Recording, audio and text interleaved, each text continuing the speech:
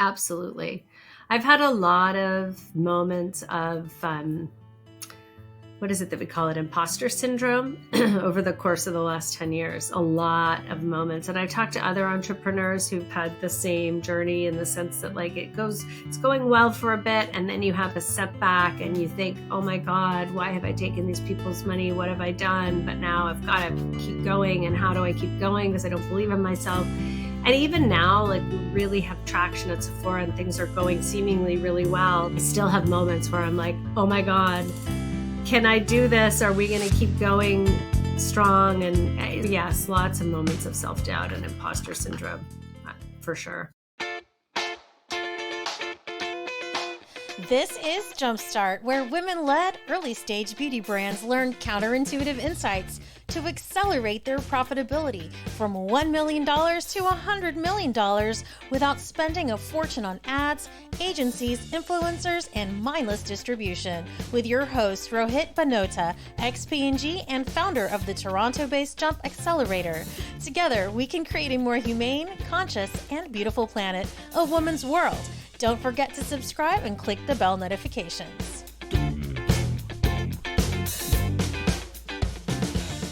Hey Amy, I welcome you to What Beauty Founders Do Not Know podcast. Earlier I used to call it JumpStart Beauty Brand, and the theme was, what is it that early stage beauty founders do not know?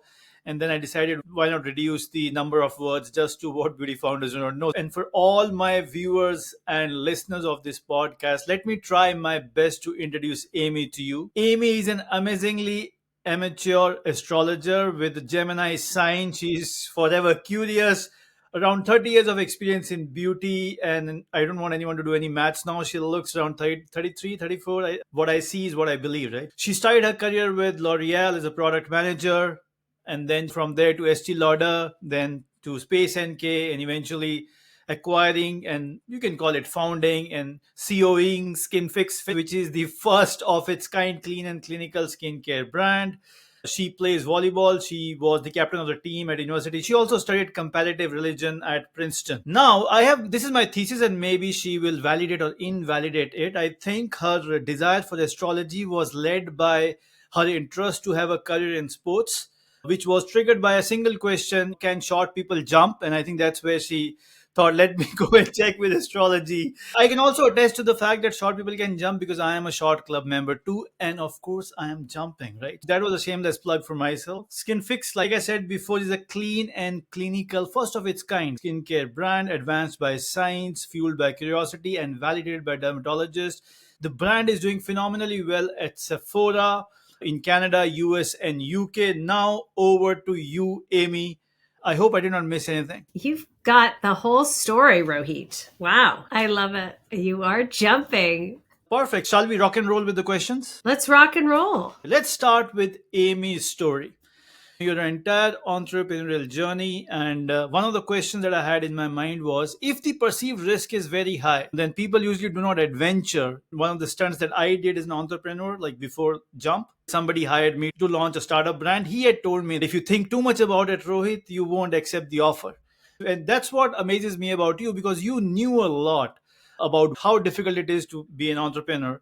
You knew so much about entrepreneurship, you didn't take the proverbial leap without thinking at all. You did not just jump. So how was that process? Take us through your career, the chain of events. Of course, they were all fortunate, whether they were deliberate or random, and what led you to Skinfix and where you are.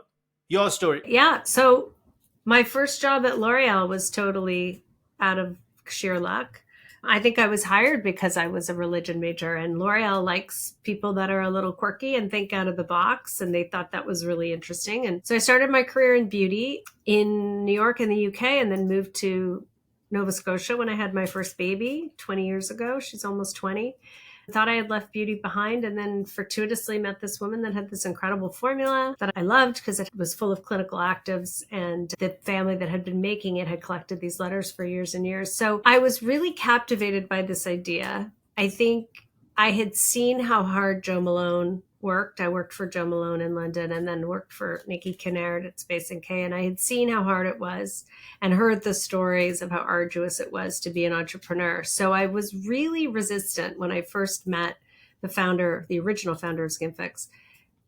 And I think for me, the pull was just a conviction that this idea of a clean product being medically validated and actually efficacious, like this clean OTC category that didn't exist, was just really captivating to me. I love wellness.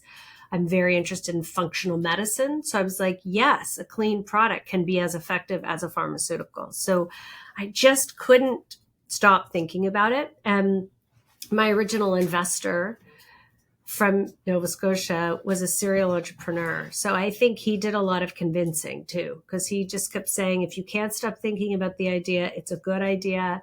You have a great background. I believe in you. I'll invest in you. You've got to do it. So that really pushed me over the edge, because I think every molecule in my being was saying, this is too hard. I know what I'm about to get into. But I had this validation, I guess, externally. Joe Malone had told me over the years, I think you're going to be an entrepreneur. And then he told me, I think you can do this. And then I had other friends and family that invested in me and thought I could do it. So I did it. But I wasn't wrong about how hard it is. I was completely correct about that. That's very intriguing. Did you ever have doubts? Because in a way, it came from people who believed in you. I'm not saying that you don't have that belief now, but we all go through those moments of doubts. Did you ever doubt that, hey, you know what? I don't feel the same about myself like these people do. So maybe I made a wrong decision or something? Absolutely. I've had a lot of moments of what is it that we call it? Imposter syndrome over the course of the last 10 years, a lot of moments. And I've talked to other entrepreneurs who've had the same journey, in the sense that like it's going well for a bit. And then you have a setback and you think, oh my God, why have I taken these people's money? What have I done? But now I've got to keep going. And how do I keep going? Because I don't believe in myself. And even now, like, we really have traction at Sephora and things are going seemingly really well. I still have moments where I'm like, oh my God, can I do this? Are we going to keep going strong? And yes, lots of moments of self-doubt and imposter syndrome, for sure. Sometimes I listen to people who are like, of course, you have made it, but also people who have unicorns, and everybody, like the star players, everybody has that syndrome at some point. The self doubt exists. Tell me, did astrology play any role in you deciding going for it, or when you have those moments of doubts, etc.? Like, do you go and check your charts to see 5 years hence, 10 years hence? Yeah, it's been really helpful. There will be the naysayers that will scoff at this part of the podcast for sure, but astrology for me has been really helpful at maintaining my confidence and my faith and my belief that this is my path. There are aspects in my chart that indicate that this is my path. So that helps me sometimes in the hard times to think, yeah, this is where I'm meant to be. This is work that's mine to do. This is something I can do. And I'm not going to always do it perfectly, and I'm going to make mistakes along the way, but this is where I'm meant to be. And this brand is part of my journey. So that's helped a lot to keep my faith throughout. Yeah, I'm pretty sure you don't worry, but I'm not worried about naysayers. It's always the people who are ignorant who would say such a thing, because ultimately nobody knows anything, right? So everything is an illusion. Like, anybody who thinks he knows is the biggest fool. You get my point, like, philosophically speaking, right? So people can have beliefs, and there are calculations that are done in astrology. There is something to it. We might not understand it holistically as a science, but there is something to it for sure. Let's get to now your brand and how you grew this business. Even though you had a couple of entrepreneurial gigs, one in consulting and one, I think, more of an e-commerce venture that you had in 90s, if I'm right. Yeah. Yes. When you were a kid, any assumptions that you had growing your brand Skinfix, even after having learned from the previous ventures, you still had a couple of assumptions, and I'm very curious about, did you make repetitive mistakes? And I'm not implying that you do, but what are those assumptions that time and again you have fallen for, especially when it comes to growing Skinfix? Or do you learn your lesson and never repeat? Yeah, no, unfortunately not. I definitely, again, to harken back to astrology, I have a Sagittarius moon and rising, so it's Jupiter ruled, right? It's big picture thinker. It's uber optimistic and very much go for it energy. So I think I tend to be very optimistic and think things are going to happen a lot faster than the reality. I think I've finally learned my lesson, but it's been a hard lesson to learn repeatedly because I think I'm just very bullish and believe that things are just going to move a lot faster and grow a lot bigger, a lot quicker than is realistic to believe. And have you seen other beauty founders? Because I'm pretty sure a lot of people come to you and ask you for advice, or generally you notice because you have been there, done that. You must have seen people come and go. And of course, you do not have an insight into their minds, like what are they thinking. But generally speaking, have you seen like beauty founders falling for a couple of things which ultimately leads to their failure? Honestly, I think one of the biggest issues, landmines in beauty entrepreneurship, or maybe entrepreneurship in general, what I've seen is when people are attached to the outcome. We all see the big exits. We see the Drunk Elephant selling for 800 plus million to Shiseido's, and this brand to L'Oreal, and that brand to Unilever. And if that's what the ambition is going in, and that's the sole focus, I just don't, it never works. It doesn't work. I think that's a bit of I would say, a red flag to me when a founder is super focused on an exit and super focused on the big pot of gold. Things get off track. I think you really have to focus on building your business and building the capabilities within your team, building the culture within your team, building something profitable and sustainable, and not worrying so much about what happens next and when. That's a very interesting insight. And I heard you say this on other podcasts too. And I have a small follow up on this. In my opinion, or maybe I have not met the right kind of entrepreneurs till now. In my opinion, entrepreneurs might be fixated on the outcome, but there's also this huge sense of insecurity whether it's going to exist or not tomorrow. Are you talking about those entrepreneurs who cross a certain phase where they're not worried about failing as much or they can pay their bills? The company is moving along nicely, but they are extremely fixated on the outcome or whatever it is. You're constantly only worried about outcome, the big outcome or the big dream that you have. Yeah, I feel like it's almost more problematic early on. For instance, if someone creates a business because of what they see as solely a white space business opportunity, I feel like that's when they get tripped up. I know a lot of beauty entrepreneurs who want to figure out what brand to launch because they want to exit for a lot of money. And it's not to be critical or judgmental, but sometimes they get tripped up because they lack conviction in the actual idea of the brand, or they just are, let me find a good idea, create a successful business and exit, which a lot of them do, but many don't. Like, I think there are more bodies in the graveyard. And so it's because there's so much news and noise around success in entrepreneurship, in beauty in particular. It's my industry, so that's what I see. And there's a lot of talk about building a brand quickly and exiting. I think it can get people off track and potentially doing it for the wrong reasons. Got it. Good. That's an amazing insight, by the way. And what does it lead to? Does it lead to hasty decision making? Does it lead to lack of focus on solving the problem? Does it take the focus off the consumer? Like, this is, of course, a symptom, like you said, something that you observe. And in your opinion, how would it impact the success or the sustainability of the venture? Yeah, I think it's changing.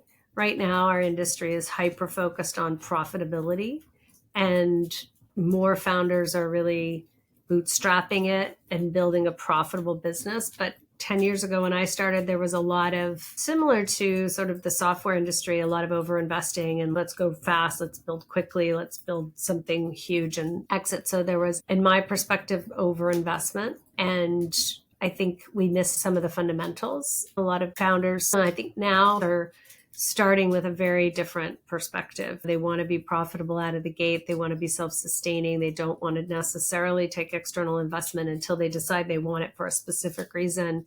And I think it's a much smarter way to do business. Once you're profitable and you're self-sustaining, you're also you have more options, if so to speak, in terms of what you do next. You can be calmer, you can be more deliberate. That makes perfect sense. Tell me one thing. Is this too idealistic an attitude to have that we need to be?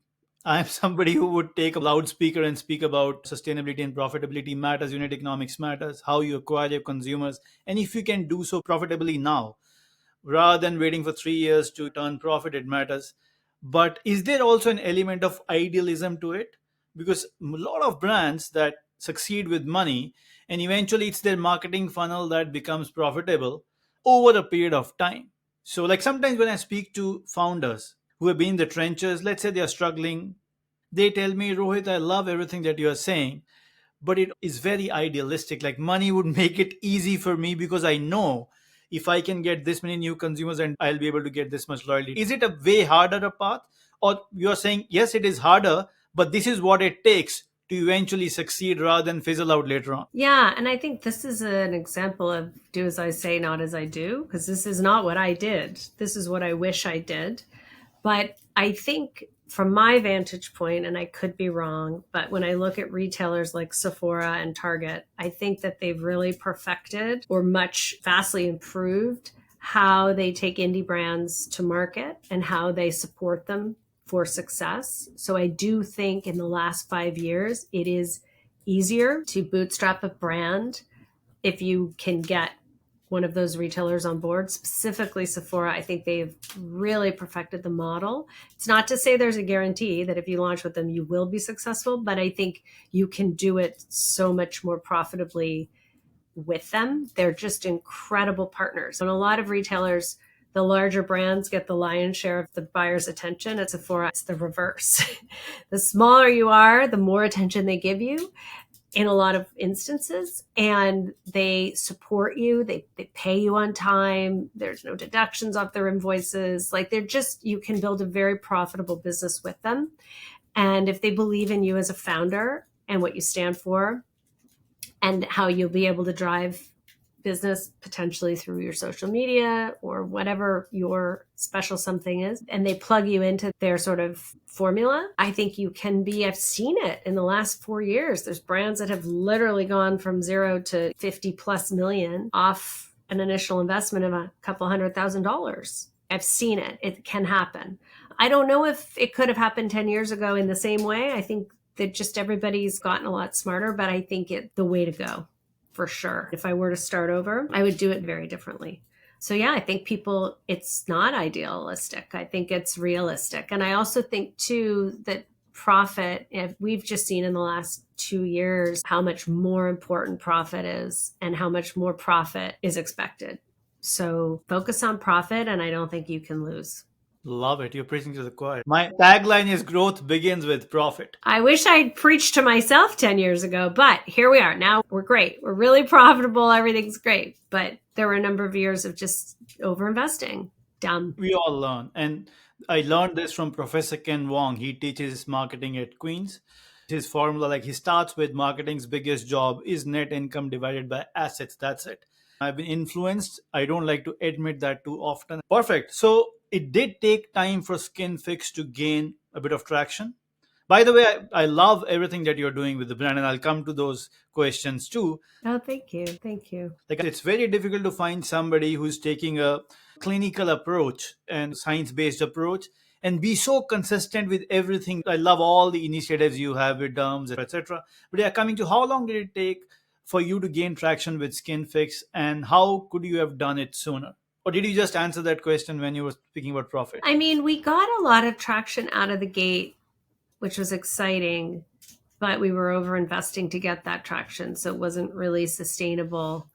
We also were a first mover. We created a category that didn't exist prior to us, which is a blessing and a curse. I thought it was such a great thing to be a first mover. It's actually much better to be a fast follower and let somebody else create the category and create the sort of playbook and then improve upon it. Again, key learning, be a fast follower. But we were a first mover. It's harder. It's a big education. And so I think that's part of the reason it took time and money. But also, too, I think I launched in a different generation of beauty as well. If you look at brands like Supergoop, they started in 2003. I don't think they got traction for the first probably 15 years. Tatcha's another brand that was 13 years old, I think, when they sold, and they had really gotten traction in the last 4 years prior. So it took them kind of 8 years to get traction. I can go on. There's a billion beauty brands like that.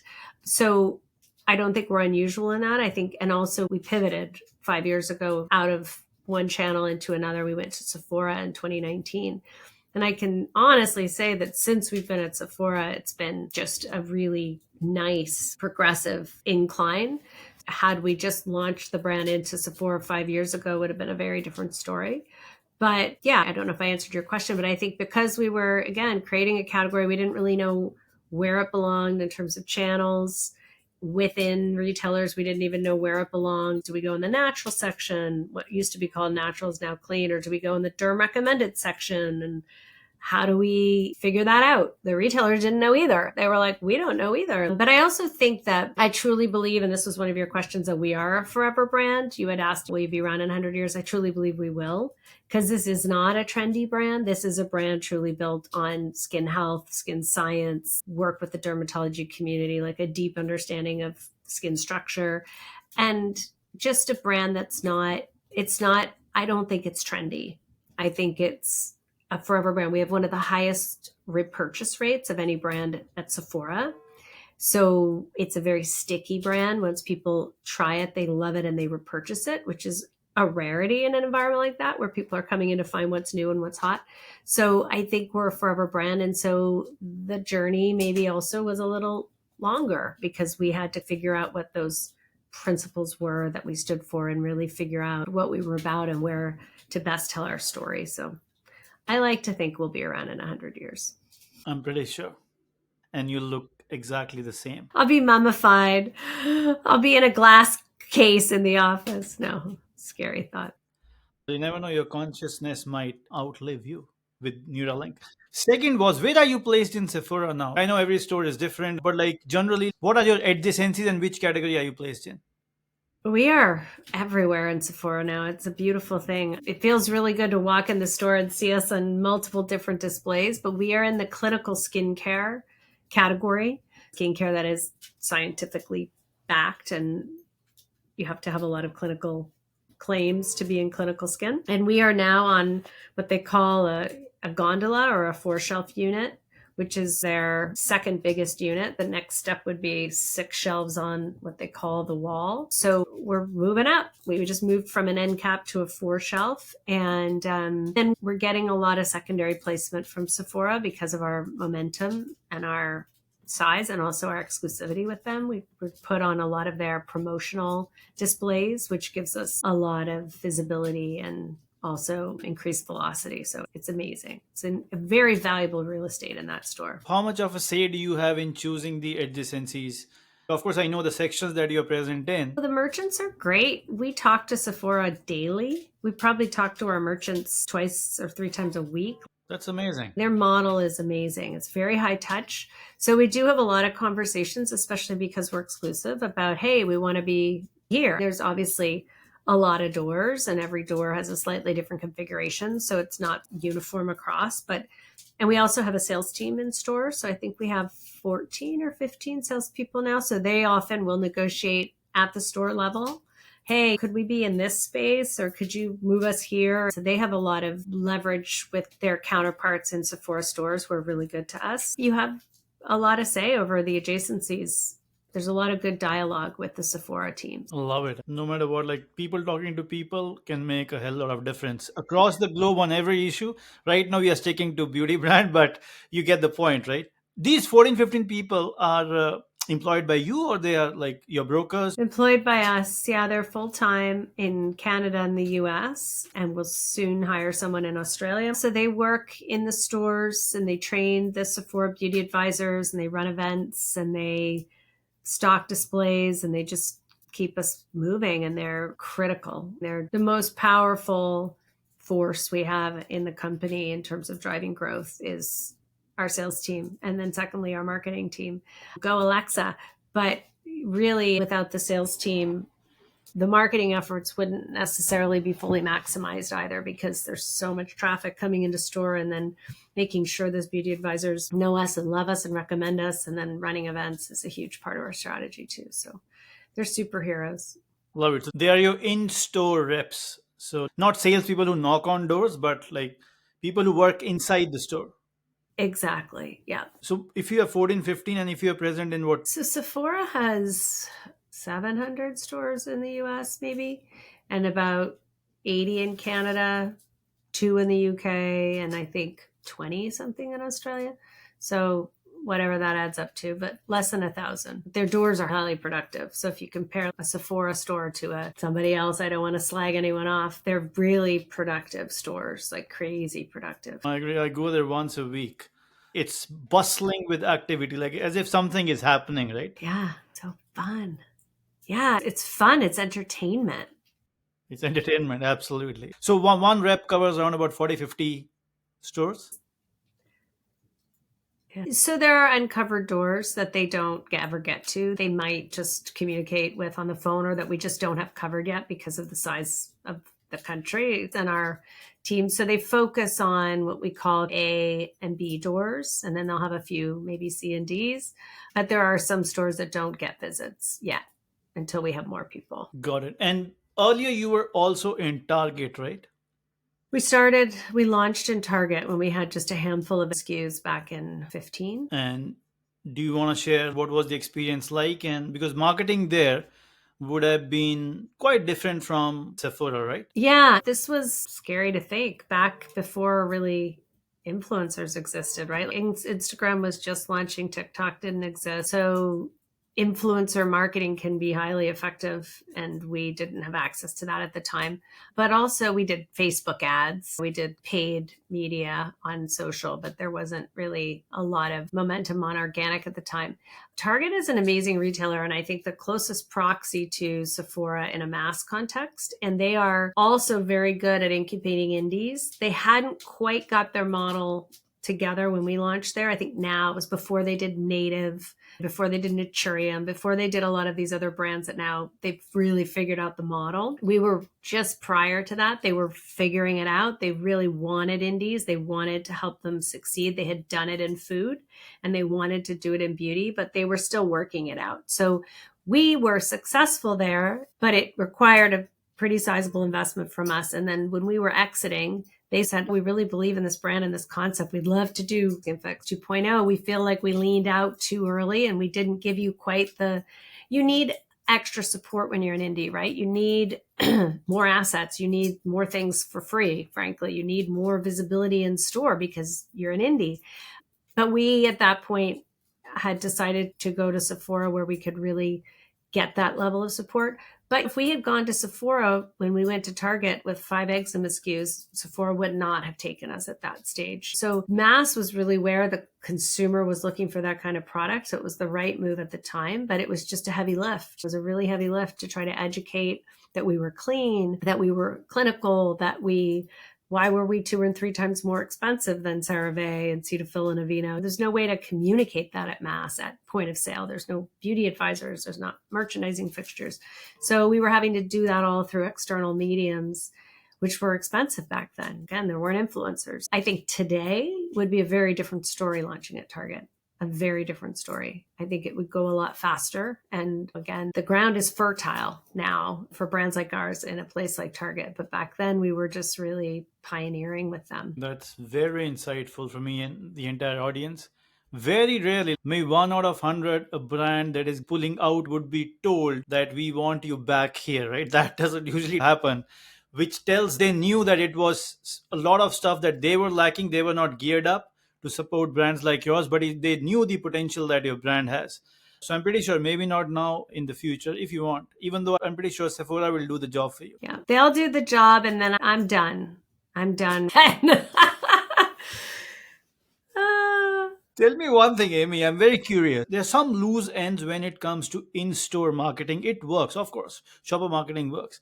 Have you hypothesized when you launch at a store, how does the actual sale, the first shopper takes place? Like your rep goes and trains the beauty advisor, right? Then does Sephora send a flyer or something, an email? This is a new brand. And I'm not talking about loyal consumers. Once somebody has bought and they are your fans, obviously they'll come on their own and pick it up. How does the first sale happen? So they get an email or you do an influencer campaign on Instagram on Skinfix announcing Sephora, and then people go there and they ask a beauty advisor? It can happen both ways effectively. Effective way to get that conversion is to process the client through the full funnel, right? To really, in an ideal world, advertise to them in some way Influencers are a really powerful, credible way to do that. But we're doing a TV campaign launching on Christmas Day. We do a lot of paid media. We also do influencers. So that's just pulling them down the funnel and then making sure that you've got that mid-funnel content that gives them that emotional connection with the brand. What is this brand about? And how was it founded? And how do they formulate? And why should I care? And then when they get in the store, the beauty of Sephora environment is you've got BAs that can help support the sale. So that's the holy grail, right? When you start out at Sephora, especially if you're bootstrapping and you're self-funded, it's probably going to be more of a focus on, I would think, getting those beauty advisors to really love the brand and recommend it. And then probably doing a bit of influencer to drive some demand.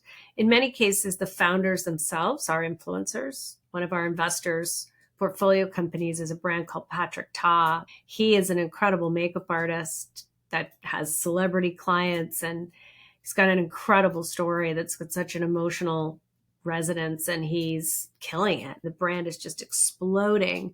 And as they pull that whole funnel together, it's just triple digit growth. It's crazy. A lot of the brand founders themselves are influencers in their own right, and that's obviously very efficient. The founder of Naturium is an influencer, a brand at Target. So when your own content is reaching millions of people about your own brand and it's free, that's the holy grail. That's amazing. I don't have that kind of, I think I have 800 followers on Instagram, and I was private until yesterday. That's not my model. Yeah, you don't have to. You and I, we both come from CPG/beauty world, right? You should use whatever resource you have, whatever leverage you have. But I love the model of people going and buying it on their own with the power of the brand pull. Tell me one thing, when you launch in a new store, Sephora, let's say, first 3 months, like you said, it's how well you train the beauty advisor, and maybe the in-store rep would go and educate them and make sure the products are kept the way you want them to be kept. In the first month or first 3 months of launching at a new store in Sephora, let's say you got 300 unit sales in the first month in one store. How many of those would directly have been recommended by a beauty advisor? It's hard to know. It really depends on the location of the store too, because a lot of the traffic coming in may have intent to buy when they walk in the door. At this stage of the game, given the size we are now and the amount of reach our marketing efforts have, we hopefully have people coming in with the intent to purchase. So it just really depends. In North America, based on our awareness, I would say today, probably 25 to 30% come in with intent to purchase, and the other are somehow influenced by a combination of, I think I've heard of it, I may have seen an influencer, and now I'm seeing it in the store, and or I'm being intercepted by a beauty advisor. But I think that ratio is shifting quickly for us. We're building awareness quickly, which means more people will come in with intent. I agree. And once you have been in a store for some time, then loyal consumers, they don't need the advisor. Yeah, I don't know. A lot of Sephora clients for sure. A lot of Gen Zs and now Gen Alphas have done a lot of research prior to coming in, and they are like little torpedoes. When they get in there, they know what they want. So I don't know what the demographic split would be on, like, I'm a Gen Xer, so I tend to be like, hey, can you help me? I'm old school. Can you give me a reco? So that's my perspective. But yeah, I think you're right. There's probably a lot of people that just go right in and know what they want. They just want to find the product and go. Maybe the advisors influence during events. That's a concentrated event rather than during a normal day or when nothing is happening. I love the role of dermatologist endorsement in skinfix's success. Like I said, everything has come together with your brand. And I know you spoke about emotional, but for me, your brand comes across as an extremely innovative, ahead of its time brand. Like you said, clean and clinical when you started. And then every initiative, like, it's pure strategy, because you knew that if it's clean and clinical, validation is needed by somebody who is a derm. So my questions were, your scientific advisory board has derms who work with you very closely. Are they only involved in the back end, like validating the formulation, efficacy, or do you also leverage them for sales or marketing, whether you do it directly or indirectly? Both. Yeah, there's a couple of them on our scientific advisory board in particular, just love making content and make amazing content, and they love being in store. Dr. Kavita Marawala and Dr. Peter Leo, they do in-store events with us. They do in-store events without us. Dr. Leo helped us actually formulate and develop our KP psoriasis product and our new eczema collection, which is launching I think tomorrow or the next day.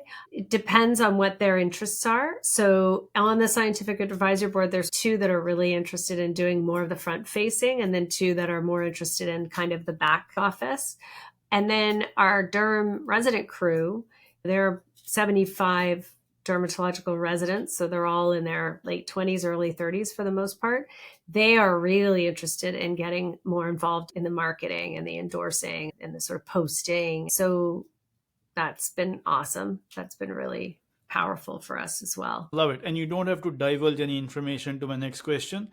These doctors are going and standing inside Sephora and educating. That blows my mind. Like, what do you give them? Yes. Believe it or not, a lot. Like, they are incredible. We're really lucky. They have a small fee for being on the scientific advisory board, but we've been really blessed that these 4 derms that we're working with now, 2 have been with me for 8 years. Peter Leo's been with us for 4 or 5, and Dr. Pullman as well. I think they just really enjoy the interaction and enjoy being a part of building this brand. And there's the odd pay for play, but a lot of what they do is really just out of support for us. So it's incredible. I'll give you my hypothesis. You can say it's BS, but I believe that maybe in their own clinics, they don't get such beauty conscious consumers.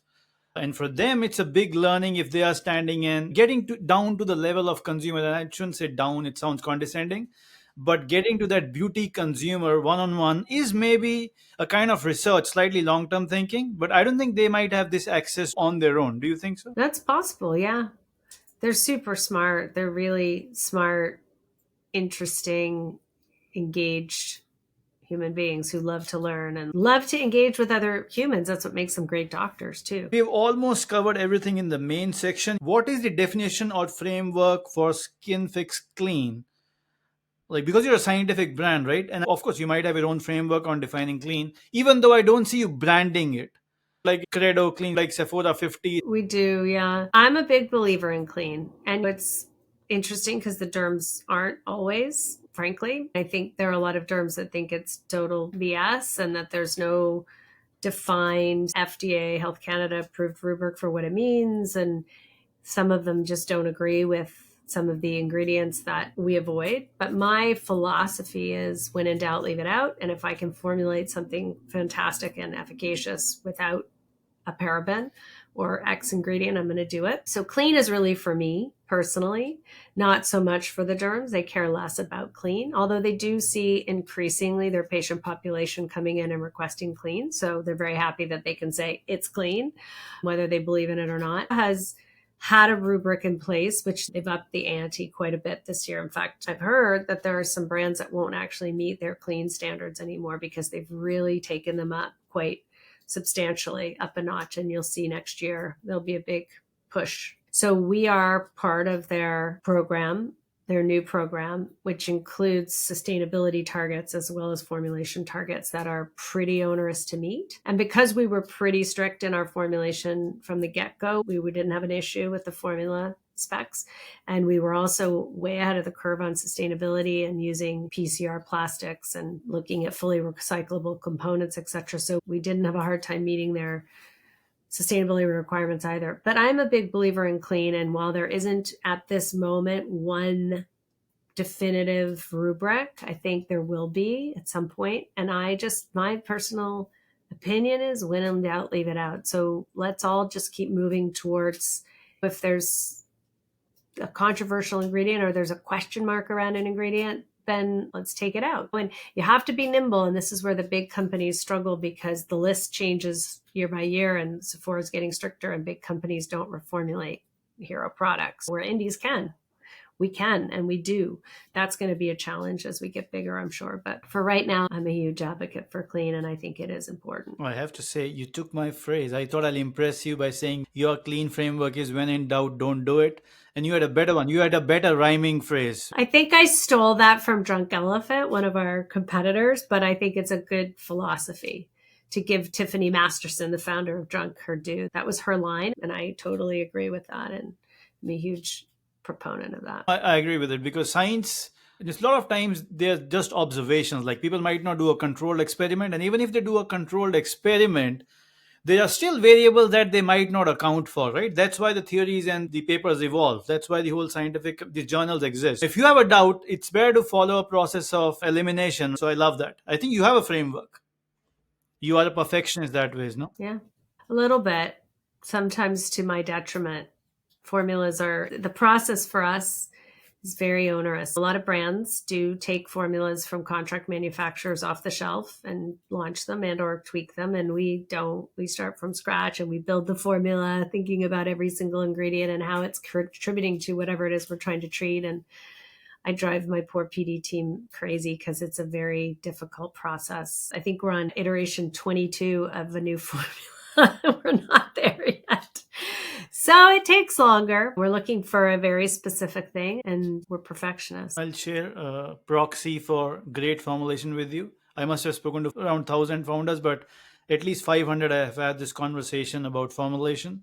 The number one driver of a great formulation that I found was the time they spend on building. People who spend around 2 years on a formulation and the iterations they do, which is so amazing. It makes me feel better. You should feel better. So the indie beauty is ripe with divergent opinions. And I'm not even talking about those trolls, those faceless trolls. I'm talking about just opinions that people have, right? And which in a way has built the category. People think differently than mainstream, than each other. That's why you see so much influx of new innovative ideas coming. But how do you stand your own? Whether it's a troll or somebody else questions you on clean or clinical, or there must be instances when any claim you make, any marketing you do, does meet some pushback. Have you had those instances or no? Some founders outrightly tell me they get sick of these trolls. But yeah, I just want to know your honest opinion because you have made it now. I don't know if we've made it, but I ignore. My eyes. Okay. Thank you. I don't read all of our social media comments, probably because I don't probably have a thick enough skin. Our team does, and they elevate things when it's, you need to see this. The thing about us is that we are so rigorous in our clinical testing that we usually have a very robust response if somebody is questioning a claim. We're pretty on the level when it comes to our claims. We have a regulatory person in-house full-time. We have a regulatory consultant who used to work for Health Canada. We're really careful about what we say. We don't like to overpromise, and we do a lot of clinical validation. So typically we're able to say, actually, we did a test with 32 respondents and we didn't have a reaction, or we got this result, and it's not going to work for everybody. There's never going to be 100% of people that are going to love your formula or see the results. There's people that will have a reaction to it for sure. There was a founder who will remain nameless, who anytime someone said, I haven't had a reaction to your product, it's impossible. It's somebody else's product. It's impossible. It can't be mine. And that's just not credible. There are people that are allergic to water. We work with dermatologists. We know you might have an allergy to something in our formula. It doesn't mean there's anything wrong with our formula. It just means you may have an allergy to it. And that's valid because we're so perfectionist about that. So we haven't had any issues. I love it. I like the fact that when you speak to them, you don't go overboard. You state facts. You've done your work in the back. So obviously you're more credible. Tell me about the toughest time that you had with skinfix in your life. Not in your life. In my life. It probably is in my life. When we had made the decision that we needed to pivot channels and we hadn't yet landed Sephora, we were in this kind of purgatory. We hadn't gone and told Target we were exiting, for instance, but we knew this model's not sustainable. This isn't working for us. We need a different channel with more support. We need a retailer like Sephora that knows how to build indies. It was a tough time because we're modeling all of the exit costs, which were material, and then the repackaging. We didn't change formulas, but we repackaged, and the relaunching, and then the investment would require to launch at Sephora. It was like a second brand. It was like, okay, we're going to take Skinfix 1.0 and put it on the shelf, and we're going to launch Skinfix 2.0, but there were a lot of costs associated with doing that. So that was like an 18-month to 24-month period of just very depressing meetings about what is it actually going to cost to exit and to relaunch, and how are we going to wind this down, and how are we going to minimize the inventory that we're holding, and when are we going to tell this retailer, and how are we going to get this retailer on board. And so when we had the meeting with Sephora and we got the yes, it was just like this huge valve, because at that point we had already said to the investors, like, this is what it's going to take. Are you on board? Because we're not going to go speak to Sephora unless we know that you're going to do this with us. And they had said yes, which was incredible and amazing. I think at that point they figured, we're in it now, let's just go for it. But when we finally got that yes from Sephora, and then we knew what the plan was to execute, it was a big relief. It was a period of time where you're just on a lot of self-doubt. And when you're talking about exiting retailers, that's not a fun time. It was all for the good and it was all the right decision, but just not fun conversations to have. I much prefer the board meeting we had today that's about growth and the increase in support from Sephora and all the fabulous things that the team is doing. That's a lot more fun. So that 18 months sucked. I can understand. And for all the listeners and viewers, like all of us mere mortals, the soothsayer Amy also has her moments of self-doubt. Just one small question here. When you decide to do something new, let's say you decide to pivot, what is your decision process like? What we are doing currently is not working, so we got to do something else. Even though you are still not sure, you make your best judgment. Am I right? Yeah. It's a second leap of faith. It's a second moment in the entrepreneurial journey where you're like, and it's not that it wasn't working full stop. It just wasn't going to be a sustainable model for this brand. We saw a better model. So we could have made it work, but we saw a better model. But it's a second leap of faith. And it's okay, I'm going even in deeper now. I'm really asking for a commitment from my investors. I'm asking for them to pivot with me. And then if I screw up, like, it's doubly bad. It's like twice as bad as if I had screwed up the first time. So yeah, it was a big decision, but I have always kind of worshipped Sephora and really just watched their model, and I had a conviction that they were the partner that would really help to make this brand happen. And I also felt that if they saw Barrier Health as an opportunity, because they see the future for sure, that made me feel really good about our concept, and they loved the concept and really thought that it was the time at Sephora. So that helped to soften the fear, but there was quite a bit of fear and uncertainty. There were moments like, should we just not do this? Maybe your experiences with people have not been that bad, but whether it is the vendors, employees, retailers that you work with, more often than not, you don't find great ones, nothing against them. So when you do find somebody who's really done a great job, do they get a small place in your heart, like forever? Because it's business at the end of the day. But do you feel, oh my God, I'm so thankful I found these people? Yeah. Sam Liu and Priya Venkatesh are there are two. They were the senior merchants on Clinical Skin. Now they're on Global Skin. Yeah, I'm just incredibly grateful. So much gratitude, because they took a chance on us and they have been incredibly supportive. And the Sephora model, you're really lucky as a brand if you get invited to sell at Sephora, because you really do have to be chosen and invited in. Their shelf space is super valuable, and they have to make sure that your brand has a chance. There's no guarantee, but they are incredible partners, truly incredible partners. And then there have been some hires, people on my team, amazing people on my team, but there have just been some really pivotal hires, like my president, Virginie, who's been there for a year and a bit.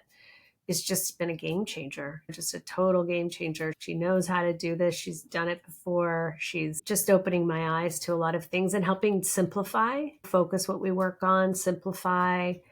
Sometimes I have the innovator's dilemma, right? And I want to do it all and say it all, and I'm running in a million directions. She's okay, this is what we're doing, and we go. So yeah, those people become really embedded in your heart for sure. Perfect. I love how much detail you managed to give in every answer.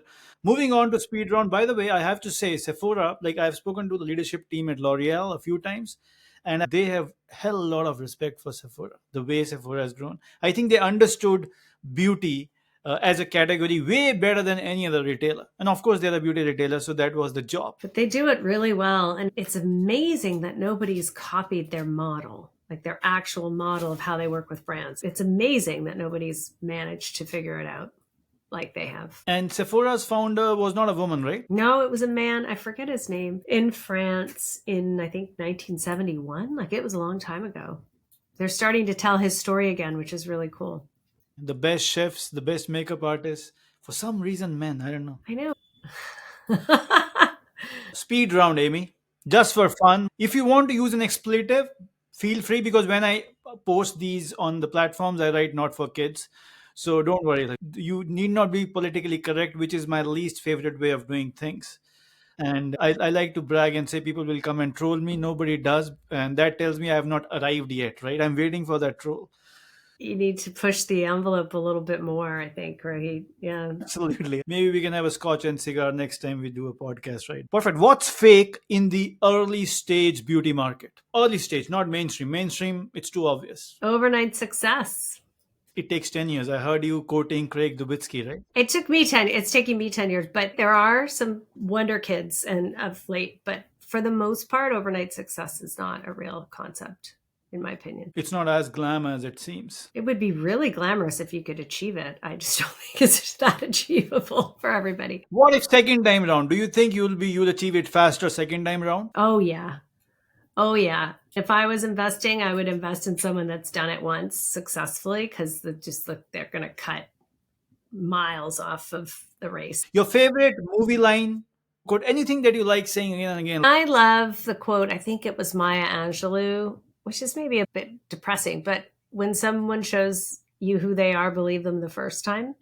It's so true, and sometimes it takes a long time to learn. Yeah. I love it. Whether it's a vendor, entrepreneur, no matter who it is, personal, professional, the moment they show you who they are, believe them. I love this quote. That's amazing. And I'm pretty sure why entrepreneurs love it. So, social media.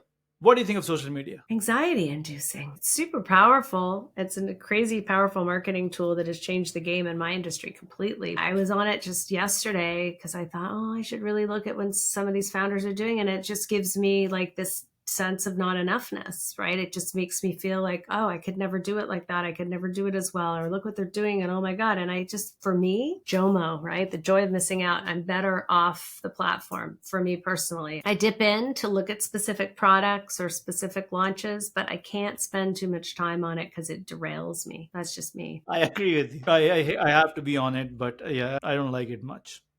Function or emotion with respect to beauty? Emotion. Which is amazing. You have such a functional brand. And we need more emotion. We really do. We need more brand storytelling. We need to make that emotional connection because there is a lot of emotion in our story, but I don't know that we communicate it well enough yet. And we are very function forward, but I think emotion is really important in beauty. I agree. I always say that emotional transformation is the next level of a beauty brand, especially for functional, because indie beauty is ripe with people come with functional ideas first, right? So bootstrap or funding? Bootstrap all the way. Again, do as I say, not as I do. Bootstrap all the way. Until funding has a place and a time, but do it when you're profitable and you don't need it, but you want it for the expertise or for the sort of hyper boost and growth. Like a friend of mine who has a brand at Sephora.